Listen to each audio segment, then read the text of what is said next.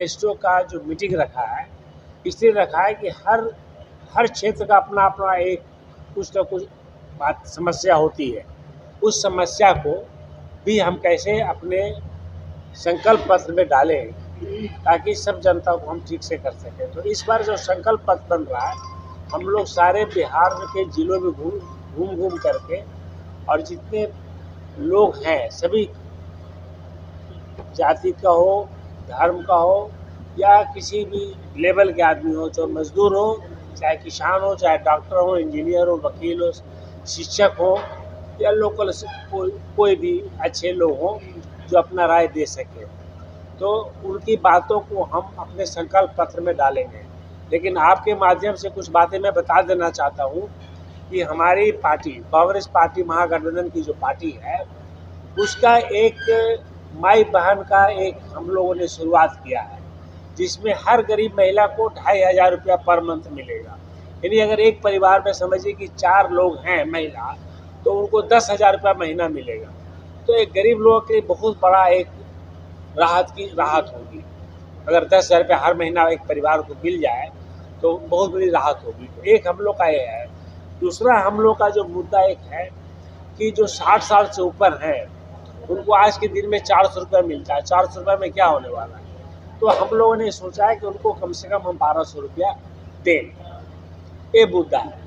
और तीसरी मुद्दा जो है, जो नौजवानों को रोजगार की बात है, तो नौजवानों को रोजगार, अब कितनी सरकार के पास नौकरी तो हम लोग अभी नहीं जानते, लेकिन बहुत सी नौकरियां नहीं भरी गई है।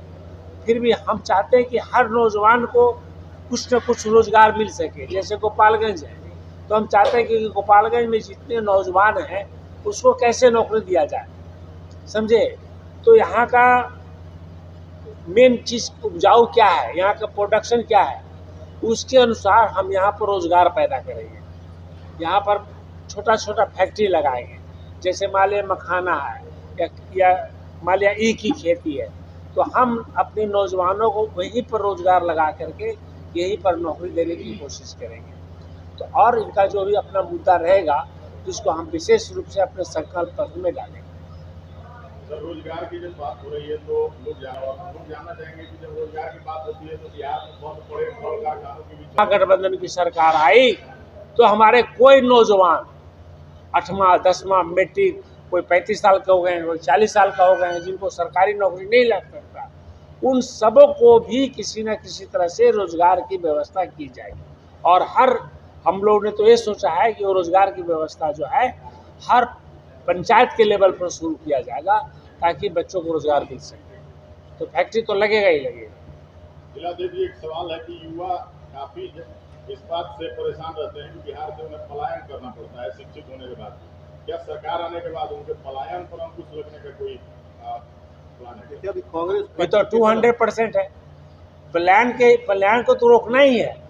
हमारा जो 98 लाख लोग पलायन कर गए बाहर, तो उसको तो रोकना है। उन लोगों के लिए यहीं पर रोजगार पैदा करना है।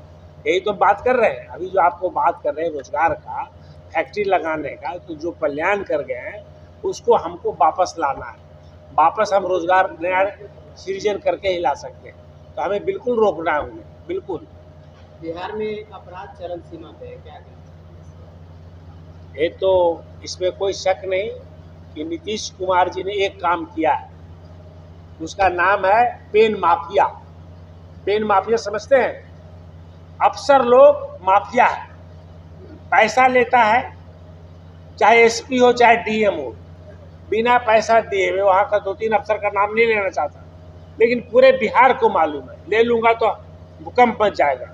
बिना, मैं कल बात कर रहा हूँ 3-4 दिन पहले का, डीजी पुलिस के चैम्बर में बात हो रही थी कि हम लोग तो पोस्टिंग कर देंगे, लेकिन सीएम ऑफिस में जो आदमी बैठा हुआ है उस तरह से पोस्टिंग होने देगा बिना पैसे का। मतलब डीजी पुलिस बोल रहे हैं।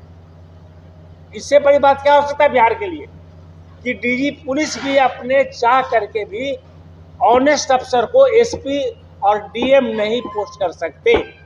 तो भ्रष्टाचार तो बढ़ेगा ही। नीतीश कुमार यही तो काम किए हैं।